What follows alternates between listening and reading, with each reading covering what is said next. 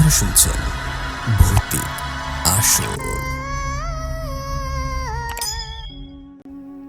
Hello listener, কেমন আছেন সবাই? আশা করি সবাই অনেক ভালো আছেন। চলে আসলাম নতুন একটি গল্প নিয়ে। আশা করি এবারের গল্পটাও সবার অনেক ভালো লাগবে। তার আগে বলবেন কারা কারা আমাদের এই চ্যানেলের প্রত্যেকটা গল্প শোনেন।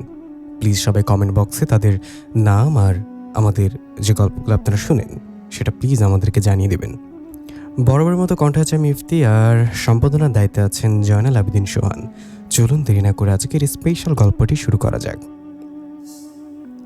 সে এক অন্য সময়ের কথা, যখন গ্রাম বাংলার বুক চিরে পিচ ঢালা পথ না মেরি ঝিঝি পোকার ডাকে রাতগুলো ছিল ঘুটঘুট অন্ধকার রহস্যে ঘেরা।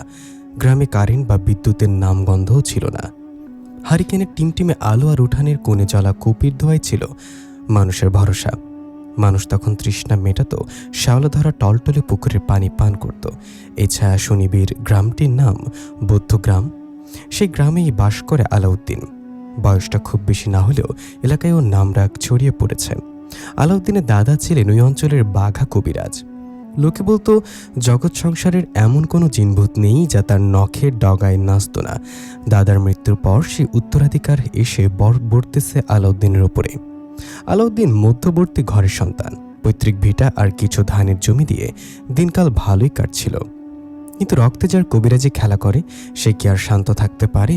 তবে প্রথম দিকে আলাউদ্দিন ছিল একটু জেদি আর অহংকারী। সে তার অর্জিত বিদ্যা দিয়ে দুষ্ট জিন আর খারাপ জিন পরীদের বশ করত। মানুষের উপকারের চেয়ে নিজের ক্ষমতার দাপট দেখাতেই সে বেশি পছন্দ করত। অনেক অশরীরী আত্মাকে সে বন্দি করে রাখত নিজের আয়ত্তে। তাদের দিয়ে করাতো কঠিন সব কাজ। রাত তখন প্রায় নিঝুম। চারিদিকে কুয়াশার পাতলা চাদর। বাঁশঝাড়ের ভেতর থেকে হঠাৎ একটা হুতুম প্যাঁচা ডেকে উঠল। আলাউদ্দিন অঘরে ঘুমাচ্ছিল। হঠাৎ বাইরের প্রচণ্ড চিৎকার চেঁচামেচিতে ওর ঘুমটা ভেঙে গেল। কাঁচা ঘুম ভাঙায় চোখে মুখে বিরক্তি নিয়ে সে বিছানায় উঠে বসল। বাইরে মানুষের কোলাহল আর কান্নার আওয়াজ ক্রমেই বাড়ছে। আলাউদ্দিন দ্রুত একটা চাদর গায়ে জড়িয়ে কপাট খুলতেই দেখল তার উঠানে মশালাতে অন্তত জনবিশেক লোক দাঁড়িয়ে। মাঝখানে পাশের গ্রামে মিজান চাচা হাওমাও করে কাঁদছেন। আলাউদ্দিনকে দেখে মিজান চাচা দৌড়ে গিয়ে তার হাতটা ধরে বললেন, বাবা আলাউদ্দিন, আমার ঘর অন্ধকার হয়ে গেছে রে বাপ। আমার বড় মেয়ে রহিমারে জিনে ধরেছে। আলাউদ্দিন গভীর কণ্ঠে বলল, চাচা শান্ত হন, আগে বলেন কি হয়েছে। মিজান চাচা কাঁপতে কাঁপতে বললেন, সন্ধ্যার পর আম গাছের তলায় গিয়েছিল। তারপর থেকে উল্টাপাল্টা আচরণ শুরু করছে। এখন নিজের শক্তিতেই সামলানো যাচ্ছে না। ঘটনার গুরুত্ব বুঝে আলাউদ্দিন দেরি করল না। কাঁধের ঝোলা ব্যাগটা নিয়ে দ্রুত পায়ে হাঁটতে শুরু করলো। তার পেছনে মশালের আলো আর মানুষের কোলাহল। গ্রাম বাংলা সে আঁকাবাঁকা মেঠো পথ, দুপাশে ঝোপঝাড়ের অন্ধকার যেন হা হয়ে তাকিয়ে আছে। মানুষের পায়ের শব্দে রাতের নীরবতা খা খা করছে। রহিম চাচাদের বাড়িতে পৌঁছাতে এক ভয়াবহ দৃশ্য চোখে পড়ল। উঠানে বিছানা পাটির ওপর রহিমা যেন শুয়ে নেই, যেন বাতাসের ওপর ভর দিয়ে দুলছে। তার চোখ দুটো টকটকে লাল, গলার আওয়াজ কোনো মানুষের মতো নয়। সে গোগো শব্দ করে আর থালা ভর্তি নোংরা পচা মাছ কাঁচা চিবিয়ে খাচ্ছে। সেই উৎকট গন্ধে সাধারণ মানুষের টেকা দায়। গ্রামের মহিলারা ভয়ে জড়সড় হয়ে দূরে দাঁড়িয়ে আছে। আলাউদ্দিন নামে সামনে গিয়ে দাঁড়ালো। তার চোখে কোনো ভয় নেই, বরং একটা রহস্যময় হাসি। সে ব্যাগ থেকে কিছু সরিষা পড়া আর একটা নতুন পুরাতন তামার কাঠি বের করলো। আলাউদ্দিন গর্জে উঠে বলল, খুব তো স্বাদ করে পচা মাছ খাচ্ছিস, এবার দেখ কামড় কারে বলে। কোত্থেকে আসছিস বল, নইলে পুড়িয়ে ছাই করে দেব। রহিমার শরীরের ভেতর থেকে এক অমানসিক অট্টহাসি ভেসে এলো। তুই আমায় তাড়াবি? তোর সাহস তো কম না আলাউদ্দিন। আলাউদ্দিন কোনো কথা না বাড়িয়ে বিড়বিড় করে মন্ত্র পড়তে শুরু করলো। সে হাতের তামার কাঠিটা মাটিতে জোরে বিঁধতেই রহিমা বিকট চিৎকার করে লুটিয়ে পড়ল। শুরু হলো আলাউদ্দিনের আসল খেলা। সে তার বশ করা এক অদৃশ্য আত্মাকে ইশারা করল। চোখের পলকে ঘরের পরিবেশ ঠান্ডা হয়ে এলো। রহিমা যন্ত্রণায় ছটফট করতে করতে শান্ত হয়ে গেল। কয়েক মুহূর্ত পর রহিমা স্বাভাবিক মানুষের মতো বড় একটা শ্বাস নিয়ে জ্ঞান হারালো। আলাউদ্দিন কপাল ছেড় থেকে ঘাম মুছে বলল, চাচা বিপদ কেটে গেছে, তবে এই জিনটাকে আমি ছাড়লাম না, এটাকে আমি বন্দি করলাম। আমার অবাধ্য হওয়ার শাস্তি ও আজীবন ভোগ করবে। উপস্থিত গ্রামবাসী ভয়ে তাকিয়ে রইল আলাউদ্দিনের দিকে। কেউ জানতো না এই কঠোর হৃদয়ের কবিরাজদেরই ভাগ্য একদিন লেখা আছে এই অলৌকিক প্রেম, যেখানে কোনো জোর খাটবে না, খাটবে শুধু ভালোবাসা। মিজান চাচার বাড়ি থেকে যখন আলাউদ্দিন বের হলো তখন রাত প্রায় 12টা ছুঁই। আকাশের চারটা আজ মেঘের আড়ালে লুকোচুরি খেলছে, তাই চারপাশটা ঘুটঘুটে অন্ধকার। গ্রামের মেঠো পথ ধরে একা হাঁটছে আলাউদ্দিন, হাতে একটা টিমটিমে হারিকেন। পথের দুই ধারে বিশাল বাঁশবাগান, বাতাসের তেরে বাঁশগুলো যখন একে অপরের সাথে ঘষা খাচ্ছে তখন মনে হচ্ছে যেন কেউ আর্তনাদ করে উঠছে। আলাউদ্দিনের মনে ভয়ের লেশমাত্র নেই। সে জানে কিছুক্ষণ আগেই সে যে শক্তিশালী জিনটাকে বন্দি করেছে তার স্বজাতিরা তাকে সহজে ছেড়ে দেবে না। হঠাৎ সে অনুভব করলো তার পিছু পিছু অনেকগুলো অদৃশ্য পায়ের শব্দ শোনা যাচ্ছে, যেন একদল অশরীরী ছায়া তাকে ঘিরে ধরেছে। হঠাৎ একটা দমকা হাওয়া এলো, কেউ যেন পেছন থেকে তার মাথার চুল ধরে সজোরে টান দিল। পরক্ষণেই পিঠের উপর তীক্ষ্ণ নখের আঁচড় অনুভব করল সে। আলাউদ্দিন থমকে দাঁড়ালো, কিন্তু সে ভয় পাওয়ার ছেলে নয়। তার চোখের মনি জ্বলে উঠল। সে গম্ভীর গলায় চারিদিকের অন্ধকারকে উদ্দেশ্য করে বলল, সীমা লঙ্ঘন করিস না। তোদের সর্দার এখন আমার কবজায়। বেশি বাড়াবাড়ি করলে তোদের ওই তমাটে কোটায় সারা জীবনের জন্য বন্দি করব। আলাউদ্দিনের কণ্ঠের তেজ আর আধ্যাত্মিক শক্তির দাপটে অদৃশ্য ছায়াগুলো একটু পিছিয়ে গেল। খিলখিল করে একটা বিকট হাসি বাঁশবাগানের গহিনে মিলিয়ে গেল। আলাউদ্দিন ভ্রুক্ষেপ না করে স্বাভাবিক ভঙ্গিতে হেঁটে নিজের বাড়ির উঠানে এসে পৌঁছালো। দরজায় টোকা দিতেই মা কপাট খুলে দিলেন। হারিকেনের আলোয় ছেলের ক্লান্ত মুখ দেখে মা চিন্তিত স্বরে বললেন, এত রাতে কোথায় গিয়েছিলে রে বাজান? রাত বিরাতে তোর এই কবিরাজি করবার আমার একদম ভালো লাগে না। ঘরে আয়, হাত মুখ ধুয়ে নে। আলাউদ্দিন মৃদু হেসে বলল, চিন্তা করো না মা, ওসব আমার সয়ে গেছে। মিজান চাচার মেয়েটা একটু বিপদে পড়েছিল, তাই যেতে হলো। মায়ের সাথে সামান্য কথাবার্তা বলে এক মগ পানি খেয়ে সে বিছানায় গায়ে এলিয়ে দিল। তবে তার মনে এক অদ্ভুত উত্তেজনা। সে জানে তার শক্তিতে সবাই ভয় পায়, আর এই দম্ভটাই তাকে অন্ধ করে দিচ্ছে। সকাল হলো, পাখির কিচিরমিচির আর রোদের ঝিলিক জানলা দিয়ে এসে আলাউদ্দিনের চোখে পড়ল। রাতে এত ধকল যাওয়ার পরেও সে বেশ সতেজ। হাত মুখ ধুয়ে সে বের হলো গ্রামটা একবার চক্কর দিতে। বুদ্ধ গ্রামের মিঠো পথ দিয়ে হাঁটার সময় মানুষ তাকে সমীহ করে পথ ছেড়ে দিচ্ছে, কেউ কেউ কুশল বিনিময় করছে। আলাউদ্দিন লক্ষ্য করছিল কাল রাতের ঘটনার পর গ্রামে নতুন কোনো উপদ্রব হয়েছে কিনা। গ্রামের বড় বটতলার নিচে তার সমবয়সী কিছু বন্ধুর সাথে আড্ডায় বসল সে।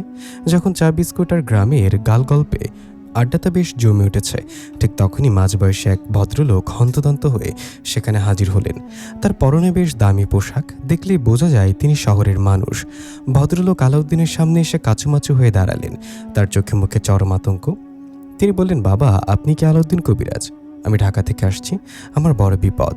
আমার ভাগ্নিটাকে গত 3 দিন ধরে কেউ সামলাতে পারছে না। ও নিজেকে শেষ করে দিচ্ছে। আপনি দয়া করে আমার সাথে একবার ঢাকা চলুন বাবা। আপনার যত টাকা লাগে আমি দেব। আলাউদ্দিন শান্তভাবে লোকটার দিকে তাকালো। তার মুখে কোনো ভাবান্তর নেই। সে একটা দীর্ঘশ্বাস ফেলে বলল, চাচা, শহর আমার ভালো লাগে না। ওখানে ইটের খাঁচায় আমার বিদ্যা কাজ করে না। আমি ঢাকার ওই গিঞ্জি এলাকায় যেতে পারবো না। লোকটি প্রায় কাঁদতে কাঁদতে বললেন, বাবা, এমন কথা বলবেন না। মেয়েটার প্রাণ প্রায় যায় যে অবস্থা। আলাউদ্দিন নিজের গামছাটা কাঁধে টেনে নিয়ে দৃঢ় কণ্ঠে বলল, শুনুন, আপনার ভাগ্নিকে বাঁচাতে চাইলে তাকে এই গ্রামে নিয়ে আসুন। বৌদ্ধগ্রামের মাটিতে পা রাখলে তবেই আমি তার চিকিৎসা করব, তার আগে নয়। আমি ঢাকা যাব না, এটাই আমার শেষ কথা। লোকটি হতাশ হয়ে দাঁড়িয়ে রইলেন। তিনি জানতেন না এই মেয়েটির সাথেই জড়িয়ে আছে এক গভীর রহস্য, যা আলাউদ্দিনের জীবনের মোড় ঘুরিয়ে দেবে। আলাউদ্দিনও জানত না এই জেটটাই তাকে এক অলৌকিক ভালোবাসার মুখোমুখি দাঁড় করাবে, যেখানে কোনো জিনের মন্ত্র কাজ করবে না, কাজ করবে শুধু হৃদয়ের টান। বন্ধুরা, আপনাদের কি মনে হয় শহরের সেই মেয়েটি কি হবে কবিরাজের পরিবউ, নাকি এখানে অন্য কোনো রহস্য লুকিয়ে আছে? আলাউদ্দিনের সাফ জবাব শুনে ঢাকার সে ভদ্রলোক আর দেরি করলেন না। নিরাশ হয়ে তিনি ঢাকায় ফিরলেন এবং বন্ধুলাভাইকে সব খুলে বললেন। সুরভির অবস্থা তখন খুব খারাপ। সে কখনো দেয়ালে মাথা ঘুরছে, আবার কখনো অমানসিক শক্তিতে লোহার শিকল ছিঁড়ে ফেলতে চাইছে। সুরভির মামা জোর দিয়ে বললেন, ওকে বৌদ্ধগ্রামের আলাউদ্দিন কবিরাজের কাছে নিতে হবে, নইলে মেয়েটাকে আর বাঁচানো যাবে না। কিন্তু যখনই তারা সুরভিকে গাড়িতে তোলার চেষ্টা করলো, তখনই ঘটল এক ভয়ঙ্কর কাণ্ড। সুরভির ফর্সা মুখটা মুহূর্তে কালো হয়ে গেল। চোখগুলো যেন আগুনের গোলার মতো জ্বলতে লাগলো। তার ভেতর থেকে এক গম্ভীর পৈশাচিক কণ্ঠস্বর ভেসে এলো, খবরদার, একে যদি তোরা ওই অজপাড়া গায়ে নিয়ে যাওয়ার চেষ্টা করিস, তবে মাঝ রাস্তায় তোদের কলিজা ছিঁড়ে খাবো। তোদের সবার লাশ পড়ে থাকবে রাস্তার ধারে। সে কণ্ঠের দাপটে চারপাশ কেঁপে উঠল। কিন্তু ভাগ্নির মায়ের কাছে মৃত্যুর ভয় তুচ্ছ। তারা সুরভির রুমে মুখে রুমাল গুজে হাত পা শক্ত করে বেঁধে প্রায় জোর করেই গাড়িতে তুলল। পুরো রাস্তায় গাড়িটা যেন অদৃশ্য কোনো শক্তিতে দুলছিল। কিন্তু আল্লাহর নাম নিয়ে তারা শেষমেশ রাত 9টার দিকে বৌদ্ধগ্রামে আলাউদ্দিনের বাড়ির উঠানে এসে পৌঁছালো। আলাউদ্দিন তখন তার অন্ধকার ঘরে বসে কুপি জ্বালিয়ে পুরনো এক চামড়ার পুঁথি পড়ছিল। গাড়ি আসার শব্দ পেয়ে সে বাইরে বেরিয়ে এলো। সুরভিকে দেখা মাত্রই আলাউদ্দিনের বুকের ভেতরটা কেমন যেন ছ্যাদ করে উঠল। সে বুঝতে পারল এবার সে সাধারণ কোনো জিনের মুখোমুখি নয়। আলাউদ্দিন চোখ বন্ধ করে মনে মনে ডাকল তার অনুগত সেই জিন সম্রাটকে। এক পলকে এক অদৃশ্য অশরীরী ছায়া তার পাশে এসে দাঁড়ালো। আলাউদ্দিন মনে মনে আদেশ দিল, যাও দেখে এসো এই মেয়ের শরীরের ভেতরে কে আসন গেড়েছে। ওর তেজ তো আমার চেনা কোনো জিনের মতো নয়। কিছুক্ষণ পর জিন সম্রাট এক অদ্ভুত শীতল হাওয়ার মতো ফিরে এসে কাঁপতে কাঁপতে বলল, আলাউদ্দিন সাবধান, এ কোনো সাধারণ জিন নয়। এ হলো হিমালয়ের গুহার সেই প্রাচীন নরখাদক পিশাচ সম্রাট। ও রক্ত আর মানুষের মাংস ছাড়া কিছুই বোঝে না। ওর সাথে লড়াই করা আপনার জন্য খুব বিপজ্জনক হতে পারে। আলাউদ্দিনের জেদ আর অহংকার যেন আরও বেড়ে গেল।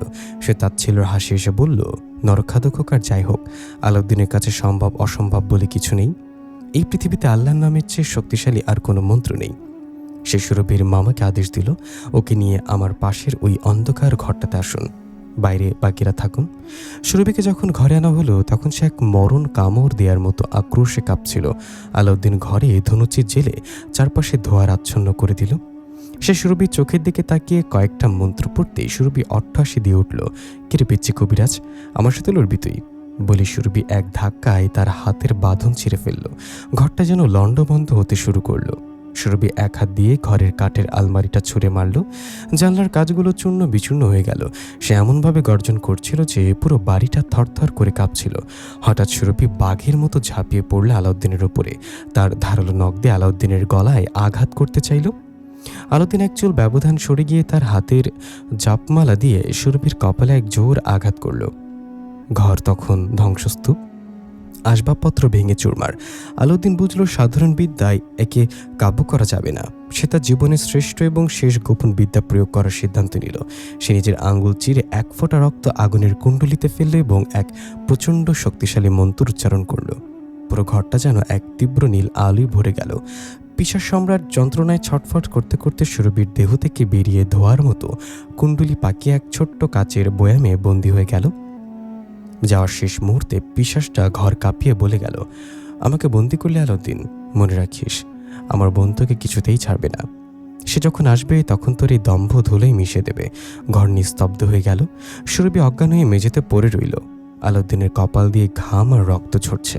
আলাউদ্দিন তখন সুরভির মামাকে ডেকে বলল, বিপদ শেষ, আপনারা রাতটা এখানে থেকে সকালে ওকে নিয়ে ঢাকায় যেতে পারবেন।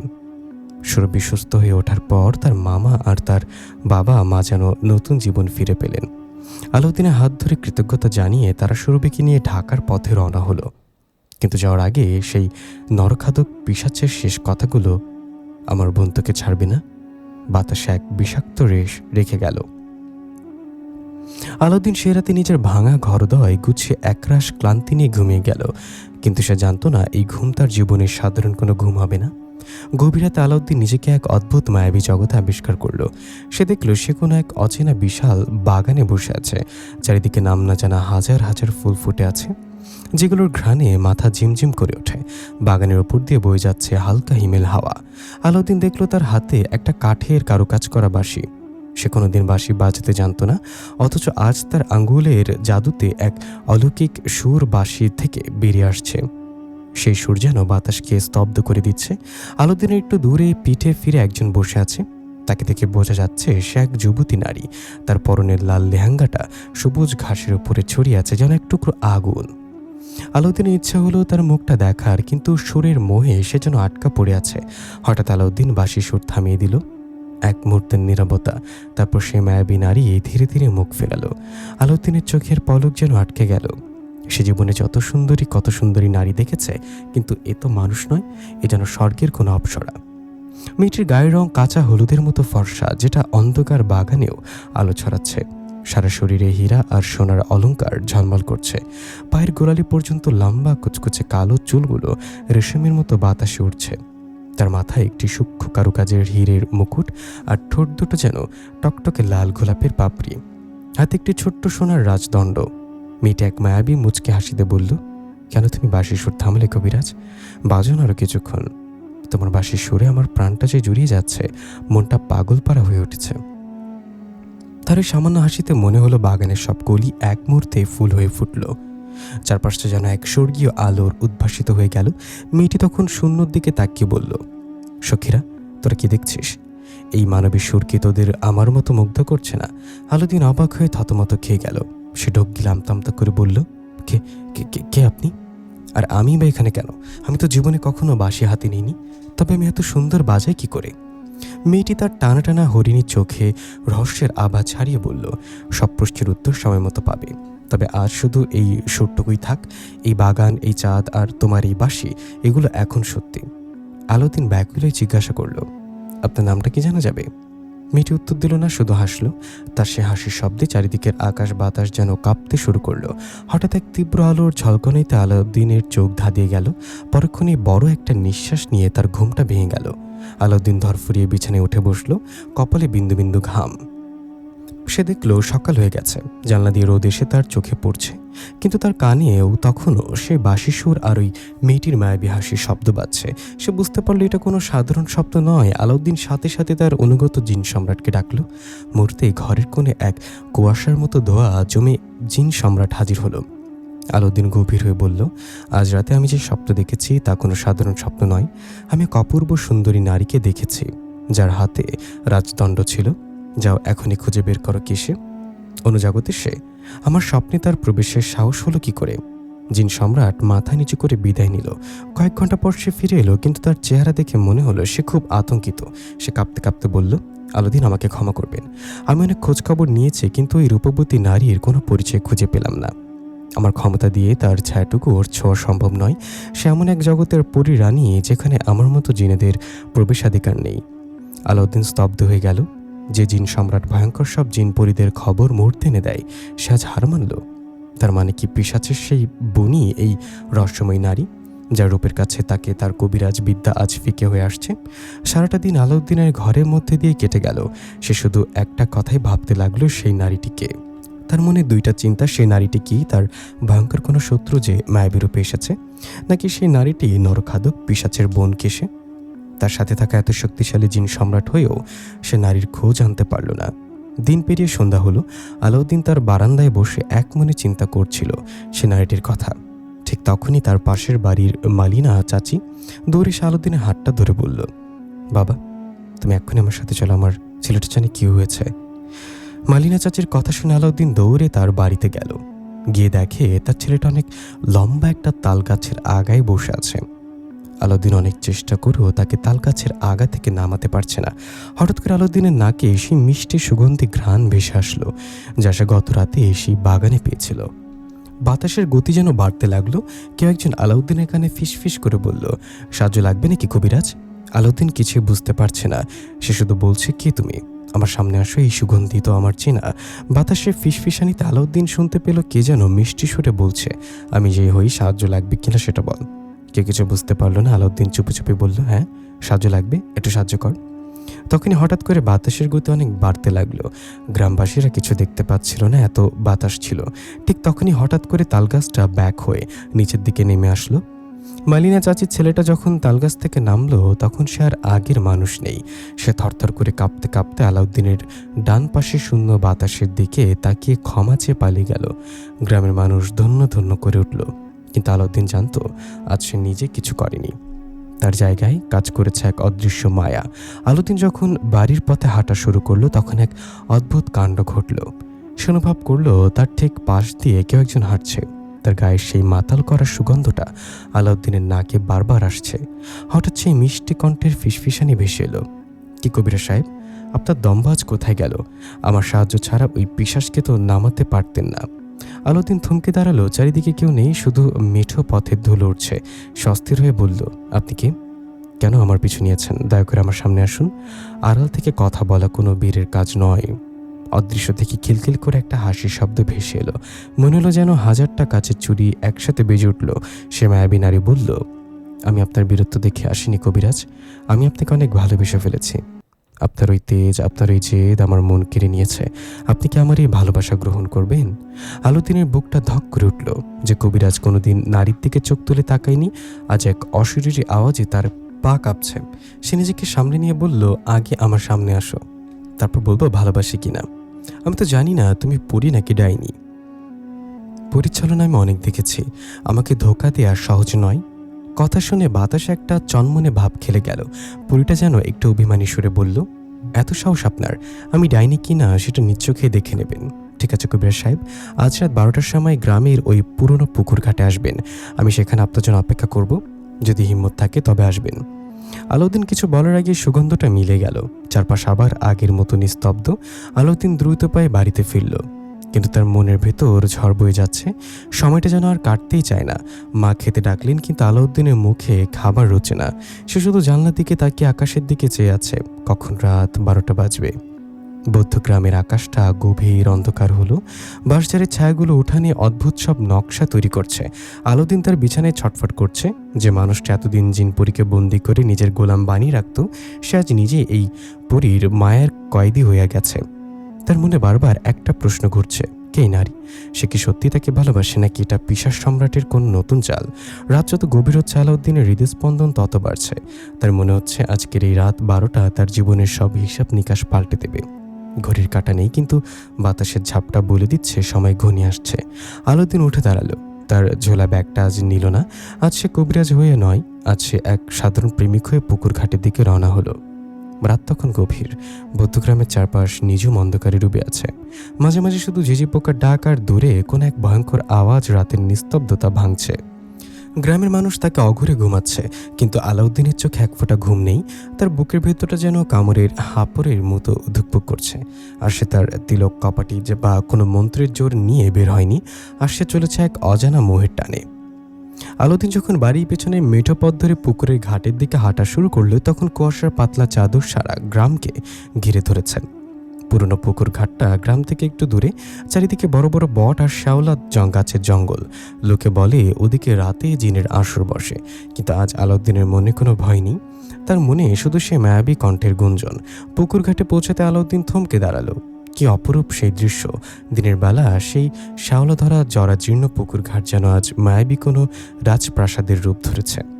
ঘাটের চারধারে নীল রঙের হাজারো জোনাকি জ্বলছে, যা আগে কোনোদিন দেখেনি সে।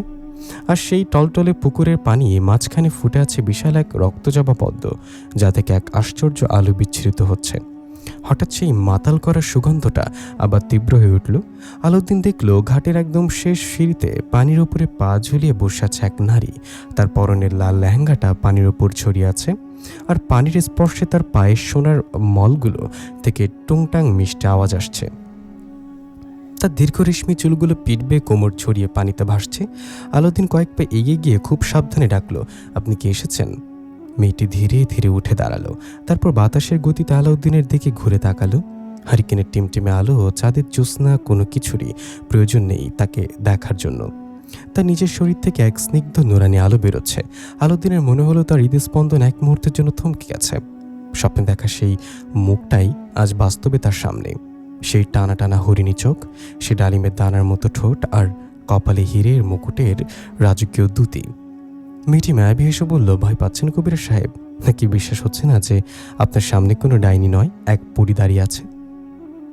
আলাউদ্দিন মুগ্ধ হয়ে চেয়ে থেকে বলল, আমি বিশ্বাস করতে পারছি না।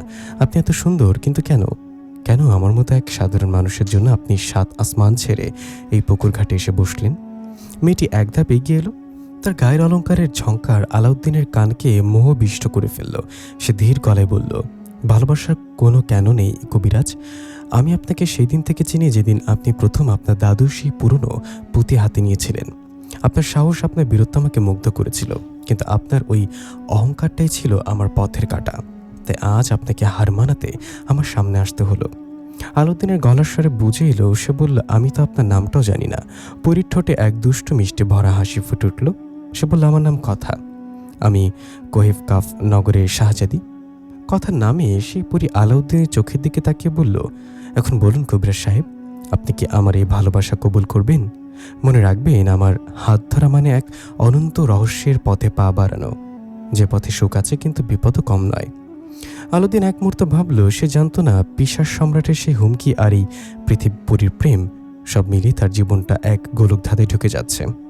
কিন্তু এই মায়াবী চোখগুলো মায়ের কাছে সে আজ বড় অসহায়। আলাউদ্দিন সাহস করে পরীর হাতটা ধরার জন্য হাত বাড়ালো। যে মুহূর্তে তার আঙ্গুল কথার বরফ শীতল কোমল হাতে স্পর্শ করলো, ঠিক তখনই পুরো পুকুরের পানি যেন একসাথে গর্জে উঠল। আকাশ থেকে একটা প্রচণ্ড বজ্রপাত হলো। আলাউদ্দিন দেখল কথার চেহারায় এক মুহূর্তের জন্য আতঙ্কের ছায়া পড়ল। সে দ্রুত হাত ছড়িয়ে নিয়ে ফিসফিস করে বলল, আলাউদ্দিন, এখনই বাড়ি চলে যান। আমার আব্বাজান জেনে গেছে আমি মানুষের সাথে দেখা করছি।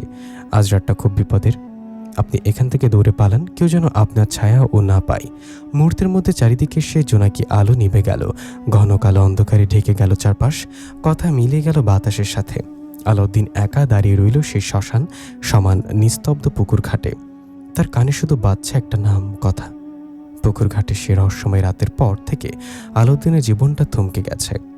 একটা সপ্তাহ পার হয়ে গেল, কিন্তু কথার আর কোনো দেখা নেই।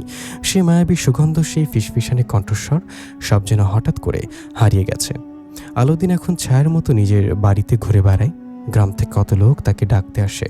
কারোর বাড়িতে জিনের উপদ্রব, কারোর বাড়ির কেউ নিখোঁজ, কিন্তু আলাউদ্দিনের কোনো কিছুতেই মন বসে না।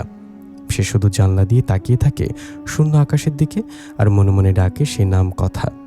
একদিন বিকেলে পাশের গ্রামের এক প্রভাবশালী মাতব্বর এসে প্রায় জোর করে আলাউদ্দিনকে নিয়ে গেলেন। তাদের এলাকায় এক পুরনো জমিদার বাড়ির পাশে এক ভয়ঙ্কর পরী অত্যাচার শুরু করেছে।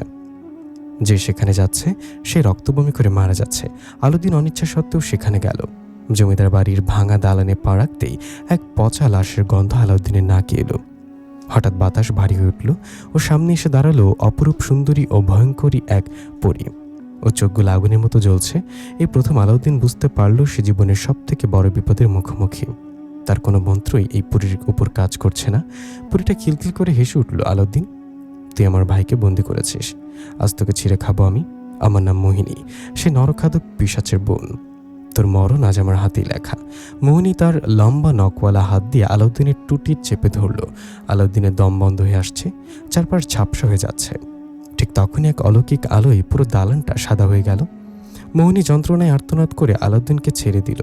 আলাউদ্দিন ঝাপসা চোখে দেখল শূন্যে ভেসে আছে তার সেই প্রাণের প্রিয়া পরী রানী, কথা। তার হাতে সেই সোনার রাজদণ্ড, যেখান থেকে আগুনের মতো আলো ঠিকরে বের হচ্ছে। গ্রামের অন্য মানুষগুলো মোহিনীকে দেখলেও কথাকে দেখতে পাচ্ছিল না। তারা শুধু দেখছিল আলাউদ্দিন অদ্ভুতভাবে বেঁচে গেল। মোহিনীকে কথাকে চিনতে পেরে ভয় থরথর করে কাঁপতে লাগলো। সে কুকুরে গিয়ে বলল, শাহজাদি, আমাকে ক্ষমা করুন। আমি জানতাম না এই মানুষটা আপনার নজরে আছে। আমি আর ওকে বিরক্ত করব না, আমাকে যেতে দিন। কথার চোখ দুটো লাল হয়ে রইল। সে গম্ভীর কণ্ঠে বলল, যে হাত আলাউদ্দিনের গায়ে স্পর্শ করেছে সে হাতের আর বেঁচে থাকার অধিকার নেই। তুই সীমা লঙ্ঘন করেছিস মোহিনী। কথা তার রাজতন্ত্র থেকে এক তীব্র নীল রশ্মি মোহিনীর দিকে ছুড়ে দিল। মুহূর্তের মধ্যে মোহিনী আর্তনাদ করে ছাই হয়ে গেল। গ্রামবাসীরা ভাবল আলাউদ্দিনের শক্তিতেই সব হয়েছে, কিন্তু আলাউদ্দিন দেখল কথা ধীরে ধীরে মাটির ওপরে নেমে এলো। কথা আলাউদ্দিনের চোখের পানি মুছে দিয়ে ফিসফিস করে বলল, অনেক হয়েছে কবিরাজি, আজ তোমাকে আমার রাজপ্রাসাদ দেখাবো। কথা তার মায়াবী চাদর দিয়ে আলাউদ্দিনকে জড়িয়ে ধরল। এক পলকে আলাউদ্দিন অনুভব করল সে মাটি ছেড়ে অনেক উঁচুতে ভেসে যাচ্ছে। মেঘের পাহাড় পার হয়ে সে পৌঁছে গেল এক অন্য জগতে, কোয়েকাফ নগরীর সে জাদুকরী রাজপ্রাসাদে। চারিদিকে হীরা জহরত আর কাচের দেয়াল, রূপার ঝর্ণা থেকে ঝরছে অমৃত। আলাউদ্দিন যেন এক মায়ের সাগরে হারিয়ে গেল। এরপর থেকে শুরু হলো তাদের গোপন মিলন। প্রতিদিন আলাউদ্দিন তার কবিরাজ কাঠের কাজের ফাঁকে মনে টানে চলে যায় পরীদের রাজ্যে। আর কথা কখনো কখনো গভীর রাতে পৃথিবীর সে পুকুর ঘাটে নেমে আসে। তাদের প্রেম যেন দিনকে দিন আরও গভীর হতে লাগলো। আলাউদ্দিন এখন শুধু একজন কবিরাজ নয়, সে এক পরীর মায়ায় নিজের জীবনকে জড়িয়ে ফেলেছে। কিন্তু সুখের দিন বুঝি বেশি দিন সয় না। একদিন যখন তারা রাজপ্রাসাদের বাগানে বসে গল্প করছিল, তখন হঠাৎ আকাশ কালো হয়ে এলো। চারিদিক থেকে রণভেরি বেজে উঠল। কথা চেহারা ফ্যাকাশে হয়ে গেল। সে কাঁপতে কাঁপতে বলল, সর্বনাশ হয়ে গেছে আলাউদ্দিন। আব্বাজান, সম্রাট জবায়েদ সব জেনে গেছে। আমার গুপ্তচর খবর দিয়েছে, তিনি সৈন্য নিয়ে আমাদের দিকে আসছেন। কথা দ্রুত আলাউদ্দিনের হাত ধরে পৃথিবীর সীমানায় পৌঁছে দিল। সে চোখের জল মুছে বলে, আলাউদ্দিন, আজ বোধ হয় আমাদের শেষ দেখা। আব্বাজান, মানুষের সাথে পরীর এই প্রেম কিছুতেই মেনে নেবেন না। তুমি পালাও, আমার জন্য আর অপেক্ষা করো না। কথা বিদায় নিয়ে চোখের পলকে মিলে গেল। আলাউদ্দিন একা দাঁড়িয়ে রইল অন্ধকার মিঠো পথে। তার পৃথিবীটা যেন এক নিমেষে শূন্য হয়ে গেল। কথা বিদায় নেওয়ার কিছুক্ষণ পরই বুদ্ধ গ্রামের আকাশ যেন ভেঙে পড়ল। কোনো মেঘ নেই, বৃষ্টি নেই, অথচ প্রচণ্ড বজ্রশব্দে বজ্রপাত হতে লাগলো। হঠাৎ এক বিশালাকার ঘূর্ণি বায়ু আলাউদ্দিনকে চারপাশ থেকে ঘিরে ফেলল। আলাউদ্দিন কিছু বুঝে ওঠার আগেই নিজেকে আবিষ্কার করল কোহেফাহ নগরীর সেই বিশাল রাজদরবারে। চারপাশে সারিবদ্ধভাবে দাঁড়িয়ে আছে হাজার হাজার জিন সৈন্য, যাদের হাতে আগুনের ঢাল আর তলোয়ার। মাঝখানে উঁচুতে হীরা জহরত খচিত সিংহাসনে বসে আছেন সম্রাট জবায়েত। তার দুপাশে বসে আছে আরও অনেক বয়োজ্যেষ্ঠ জিন মোড়লরা, আর একপাশে মাথা নিচু করে দাঁড়িয়ে আছে শাহজাদি কথা। সম্রাট জবায়েত গগন বিদারী কণ্ঠে গর্জে উঠলেন, এই সেই সাধারণ মানব যে আমার মেয়ের মাথা খেয়েছে, যার জন্য আমার শাহজাদি আকাশ থেকে মাটিতে নেমে যায়। আলাউদ্দিন সোজা হয়ে দাঁড়ালো। তার চোখে আজ আর ভয় নেই, আছে শুধু কথার জন্য অগাধ প্রেম। সে ধীরস্থির কণ্ঠে বলল, আমি কোনো অপরাধ করিনি সম্রাট, ভালোবাসা কোনো পাপ নয়। সম্রাট আরও রেগে গিয়ে বললেন, তুই শুধু প্রেম করিসনি, তুই একজন কবিরাজ। তো দাদুকে আমি চিনতাম, সে আমার শত শত প্রজাকে বন্দি করে রেখেছিল। আজ তুই সেই একই পথে হাঁটছিস। তোর মতো মানুষকে ছেড়ে দিলে আমাদের জাতির অস্তিত্ব থাকবে না। আজ তোর বিচার হবে। কথার স্থির থাকতে পারল না, সে সিংহাসনের সামনে এসে হাঁটু গেড়ে বসল। তার চোখে জল, কিন্তু কণ্ঠে তেজ। সে বলল, আব্বাজান, যদি শাস্তি দিতেই হয় তবে আমাকে দিন। এই মানবকে আমি ভালোবেসেছি, সে আমাকে জোর করেনি। আর আলাউদ্দিন এখন আর আগের মতো নেই, সে কেবল মানুষের সেবা করে। দয়া করে তাকে মুক্তি দিন। কিন্তু সম্রাট জবায়েত কোনো কথা শুনতে রাজি নন। তিনি তার রাজদণ্ড উঁচিয়ে আলাউদ্দিনের দিকে এক নীল আগুনের গোলা ছুড়ে দিলেন। আলাউদ্দিন যন্ত্রণায় নীল হয়ে মাটিতে পড়ে যাচ্ছিলেন। ঠিক তখনই কথা এক অবিশ্বাস্য কাজ করলেন। সে বিদ্যুৎ বেগে আলাউদ্দিনের সামনে গিয়ে দাঁড়ালো এবং নিজের মায়াবী তলোয়ার বের করে সকালের আগুনের গোলা প্রতিহত করল। কথা তার বাবার চোখের দিকে তাকিয়ে তলোয়ার উঁচিয়ে বলল, খবরদার আব্বাজান, আজ যদি আলাউদ্দিনের শরীরে আর একটা আঁচড়ও লাগে তবে আমি বলে যাব যে আপনি আমার পিতা। এই রাজপ্রাসাদ আমি আজই ধ্বংস করে দেব যদি আমার ভালোবাসার কোনো ক্ষতি হয়। পুরো দরবার নিস্তব্ধ হয়ে গেল। শাহজাদি তার পিতার বিরুদ্ধে তলোয়ার ধরেছে, এ ঘটনা কোহেফাহের ইতিহাসে বিরল। সম্রাট জোবায়েত কিছুক্ষণ স্তব্ধ হয়ে মেয়ের চোখের দিকে তাকিয়ে রইলেন। তিনি বুঝতে পারলেন এই ভালোবাসার শেকড় অনেক গভীরে। হঠাৎ সম্রাটের চেহারার কঠোরতা মুছে গিয়ে এক রহস্যময় হাসি ফুটে উঠল। তিনি বললেন, ঠিক আছে মা, শান্ত হ। তোর বীরত্বের ভালোবাসা দেখে আমি মুগ্ধ। যা আমি তোদের সম্পর্ক মেনে নিলাম। আলাউদ্দিনকেও আর বন্দি থাকতে হবে না। আজ থেকে সে রাজপ্রাসাদের মেহমান। আগামী পরশুই তোদের বিবাহের লগ্ন নির্ধারিত করলাম। কথা আনন্দে আত্মহারা হয়ে আলাউদ্দিনের হাত ধরল, কিন্তু আলাউদ্দিনের মনটা হঠাৎ বিষণ্ণ হয়ে গেল। সে কথার দিকে তাকিয়ে মৃদু স্বরে বলল, কথা, তোমার আব্বাজান মেনে নিয়েছেন, এটা পরম সৌভাগ্যের। কিন্তু পৃথিবীতে আমার বৃদ্ধ মা আমার পথ চেয়ে বসে আছেন। তাকে না জানিয়ে, তার দেয়া দোয়া না নিয়ে আমি এখানে বিবাহ করতে পারবো না। আমার মা তো জানিই না যে আমি তার জন্য এক পরিবউ নিয়ে আসছি। আলাউদ্দিন সম্রাটের দিকে ফিরে বলল, সম্রাট, বিয়ে যদি হয় তবে আমার করে ঘরে হবে। আমার মায়ের দোয়া ছাড়া আমি জীবনে নতুন অধ্যায় শুরু করতে পারবো না। সম্রাট জবায়েত তার শয়তানি হাসিটা আড়াল করে মাথা নাড়লেন। বেশ, তাই হবে। মানবদের নিয়ম তো আলাদা, তবে মনে রাখিস কবিরাজ, এই বিবাহের পথ কিন্তু সহজ হবে না। আলাউদ্দিন জানতো না এই হাসির আড়ালে সম্রাট জোবায়েত কোনো ভয়ঙ্কর চাল চালছেন। কথার বাবা কি সত্যি মেনে নিয়েছেন, নাকি বৌদ্ধগ্রামে বিবাহের দিন বড় কোনো বিপর্যয় অপেক্ষা করছে? বৌদ্ধগ্রামে আজ এক হুলস্থুল পড়ে গেছে। সকাল থেকে গ্রামের মানুষের মুখে মুখে এক নাম, আলাউদ্দিন কবিরাজ। খবর ছড়িয়েছে আলাউদ্দিন শহর থেকে এক বিশাল বড়লোকের মেয়েকে বিয়ে করে নিয়ে আসছে। গ্রামের মিঠো পথে একের পর এক দামি পালকি আর ঘোড়ার গাড়ি এসে নামছে। যদিও গ্রামের মানুষ জানে না এই পালকিগুলো আসলে বাতাসে ভাসতে ভাসতে এসছে, আর ঘোড়াগুলো সব জিনেদের মায়া। আলাউদ্দিনের উঠানে তখন চাঁদের হাট বসেছে। সম্রাট জোবায়েত মানুষের রূপ ধরে বিশাল এক মেম সাহেবের বাবা সেজে এসেছেন। পরনে তার দামি আজকান আর মাথায় সাহেবি টুপি। গ্রামের মানুষ তাকে দেখে ভয়ে আর শ্রদ্ধায় কুঁকড়ে যাচ্ছে। সবাই ভাবছে আলাউদ্দিন নিশ্চয়ই ঢাকা শহরের কোনো বড় কাজ করে, এমন প্রভাবশালী লোকের মন জয় করেছে। কিন্তু আসল চমকটা তখনও বাকি ছিল। যখন পালকি থেকে শাহজাদি কথা নামলো, তখন পুরো গ্রামের কোলাহল যেন এক নিমিষেই থমকে গেল। কথা যার রাজকীয় লোহেঙ্গাতে নেই। আলাউদ্দিনের পরামর্শে সে পরেছে এক কুচকুচে কালো পাড়ওয়ালা শাড়ি, চোখে আধুনিক বড় চশমা আর মাথায় ঘোমটা থাকলেও তার ফর্সা গায়ে নুরানি আলো যেন চারপাশে আলোকিত করে দিচ্ছে। সারা গায়ে রাজকীয় হীরা আর সোনার অলংকার। তাকে দেখে গ্রামের বৃদ্ধা থেকে শুরু করে জোয়ান ছেলেরা পর্যন্ত হা করে তাকিয়ে রইল। তাদের মনে একটাই প্রশ্ন, মানুষ কি এত সুন্দর হতে পারে? আলাউদ্দিন হাসির মুখে গ্রামের মুরব্বীতে জানালো, চাচারা, ইনি শহরের মেম সাহেব। আমরা একে অপরকে পছন্দ করেছি, কাল আমাদের বিবাহ, আপনাদের সবার কালকের মধ্যে এইসব দাওয়াত রইল সবার। শুরু হলো গায়ে হলুদের আয়োজন। গ্রামের মহিলারা যখন হলুদ আর বাটা মেহেদি নিয়ে কথাকে ঘিরে বসলো, তখন শুরু হলো আসল রহস্য। গ্রামের অভিজ্ঞ মহিলারা অবাক হয়ে দেখল, এই মেয়ের গায়ের চামড়া যেন মাখনের চেয়েও নরম। হলুদের ছোঁয়া লাগার আগেই যেন তার ত্বক থেকে এত মিষ্টি সুগন্ধ বেরোচ্ছে। রিমার মা ফিসফিস করে বলল, ওরে আল্লাহ, এই মেয়ের শরীর তো তিল পরিমাণ কোনো খুঁত নেই, হাতে তালু যেন গোলাপের পাপড়ি। এ কি সত্যি মানুষ না আসমানের কোনো পরী? কথা শুধু মুচকে হাসলো। সে জানতো তার মায়ের চাদরের গ্রামের মানুষের চোখ ধাঁধিয়ে গেছে, কিন্তু এই হাসির আড়ালে সে নিজেও খুব আতঙ্কিত ছিল।